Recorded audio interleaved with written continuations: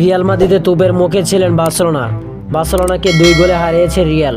ক্লাসিকোর খেলায় আগুনে ঘি ঢেলেছিলেন ইয়ামাল, সে আগুনে পুড়ে গেল বার্সেলোনা।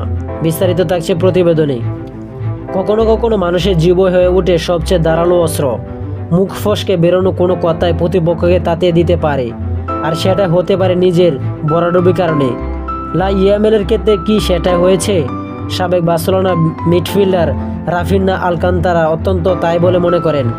ব্রাজিলিয়ান এই মিডফিল্ডারের মতে এল ক্লাসিকোতে আগে ইয়ামালের মন্তব্যই রিয়ালকে তাতিয়ে দিয়েছিলেন, যার ফলে সান্তিয়াগো বার্নাব্যুতে রোববার 2-1 গোলে হেরে গিয়েছে বার্সেলোনা।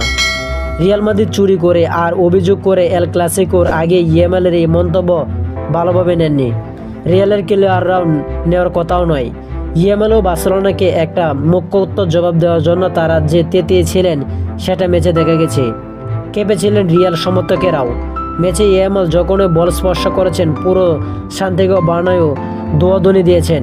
শেষ পর্যন্ত কিলিয়ান এমবাপ্পে ও জুড বেলিংহামের গোলে ক্লাসিকোতে জিতেছে রিয়াল মাদ্রিদ। দ্বিতীয়ার্ধে এমবাপ্পের নেওয়া এক পেনাল্টি রুখে দেন বার্সেলোনা গোলরক্ষক বয়চেক জেসনি, কিন্তু তারপরও বর্তমান চ্যাম্পিয়নদের চেয়ে লিগে 5 পয়েন্ট এগিয়ে গেল রিয়াল।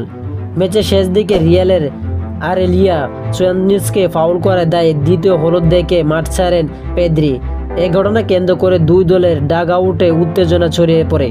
হঠাৎ করে দেখা যায় রিয়ালের ভিনিসিয়াস জুনিয়র ও অন্যান্য প্লেয়াররা সবাই মিলে ইয়ামালের দিকে তেড়ে যাচ্ছে।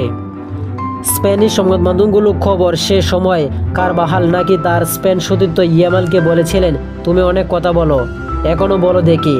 কারবাহালের আচরণ নিয়ে প্রশ্ন তুলেছেন এই ডাচ মিডফিল্ডার। যদি কারবাহাল কিছু বলতে চাইছ আলাদা করে বলতে পারত। মাঠে অঙ্গভঙ্গি দেখে পরিস্থিতি আরও খারাপ করেছে সে।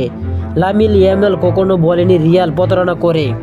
আমি অত্যন্ত শুনিনি। বার্সেলোনা ডিফেন্ডারের রান্তারো আর হাউল পাশে দাঁড়িয়েছিলেন ইয়ামাল। তার বাসায় এই দুর্দান্ত পেশাদার জানে কি করছে।